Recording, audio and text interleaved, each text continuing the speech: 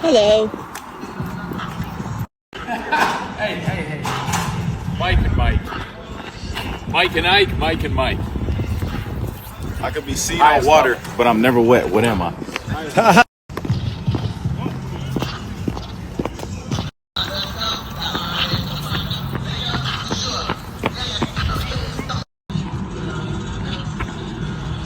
Hola, hola.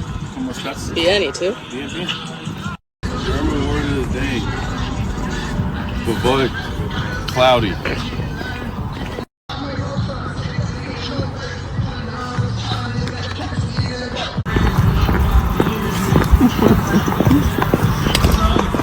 Minutes. Hey, early bird. You know what they say.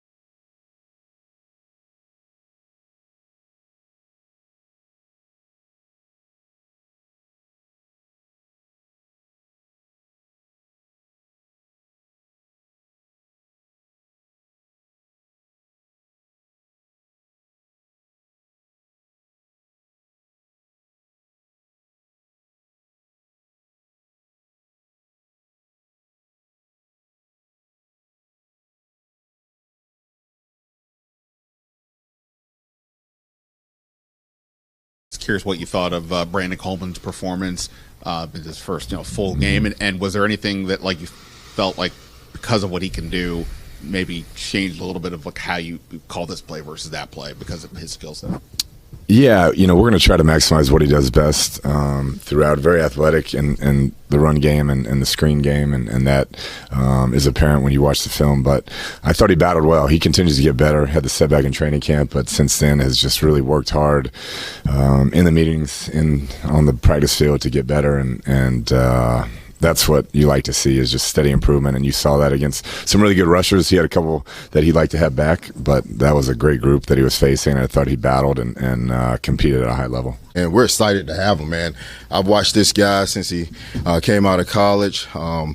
He's a dog, all right? And I watched his interview yesterday, and he talked about his dog mentality, and that's what he is. He goes out there and fight. He get up there and press. He'll challenge anybody. So he's a great addition. And then also what's been just a really nice thing to see is the other guys in the building be excited for him to be there. I didn't know if I was going to see some guys with their heads down because you bring in a talent like this. Some other guys might say, well, I'm going to lose opportunity. And they might be saying that. I don't know. All right, but that's the business. But nobody's acting that way. And so that's a credit to DQ and AP and the brotherhood and the culture that's being set here, that everybody is bringing them in, helping them, teaching them, talking to them. And as soon as we can get them out there, we will. When that will be, I don't know. Okay. So please don't ask me because I don't know when that will be. Moving on to the injury report, we're going to start with ours, of course.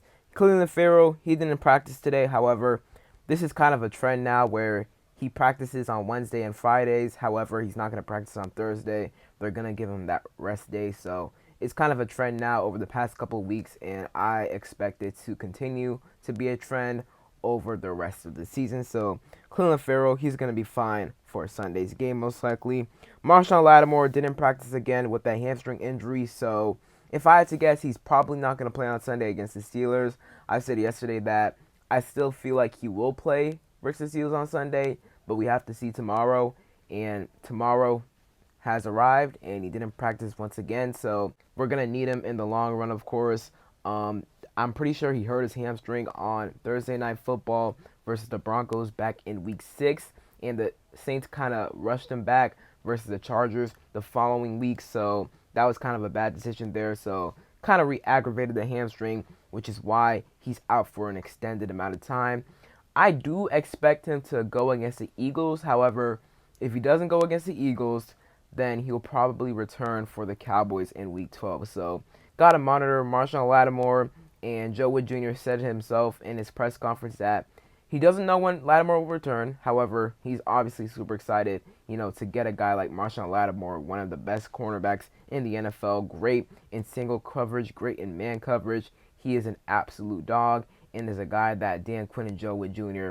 absolutely need in their defense. And I'm really glad Adam Peters made a trade for him because he's going to improve our defense a whole lot. So Joe Wood Jr., he's obviously excited for Lattimore, but he doesn't know himself when he's going to be out on the field. And what I will say that if Lattimore sits out for Thursday night's game versus the Eagles, he'll have 10 days to prepare for the Cowboys. So 3 extra days to prepare for the Cowboys, which would be good. Obviously, he's going to get more treatment done.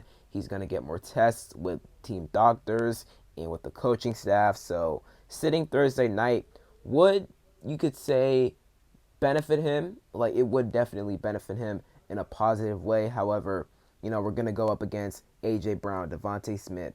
We're definitely going to need him. However, if he's not ready, then they won't play him. We'll see with Marshon Lattimore. They aren't going to rush him back. We've seen this with our coaching staff, Dan Quinn, AP, everyone on the medical staff, coaching staff.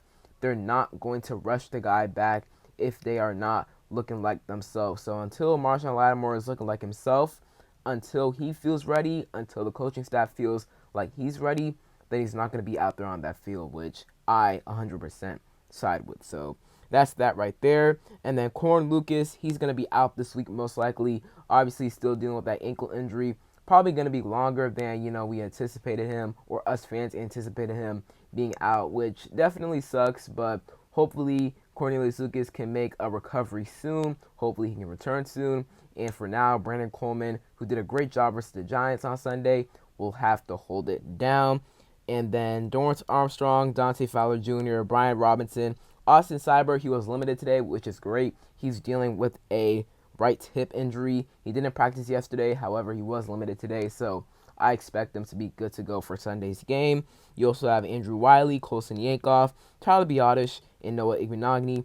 They were either limited or full today, so they should be good to go for Sunday's game. As for the Steelers, like I said yesterday, they're pretty healthy, and that's because they're just coming off of their bye week. We got the Bears week 8 after their bye week. They were pretty healthy besides Jaquan Brisker and Kyler Gordon. This week, Steelers, they are pretty healthy as well. Cam Hayward, he got rest today. He's good. Michael Pruitt, I think that's their third string tight end. And then Terrell Edmonds, he did not practice today once again with that illness. So that illness may be a little more serious than we assumed, or at least I assumed. I thought it was like a mild illness or something like that. I thought he would be able to return to practice tomorrow, which is today. And obviously he did not. So if he doesn't practice tomorrow, then he's probably not going to play against us on Sunday.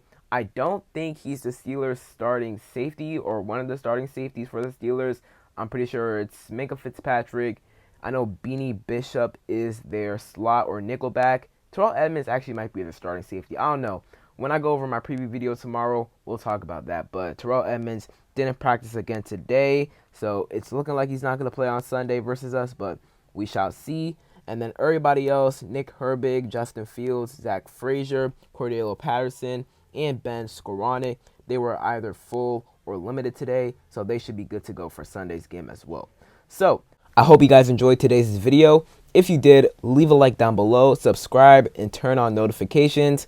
I'm on the road to 5,000 subscribers, so if you could, hit that sub button. I'd really appreciate it. And other than that, it's been King Sean, and I'm out. Peace.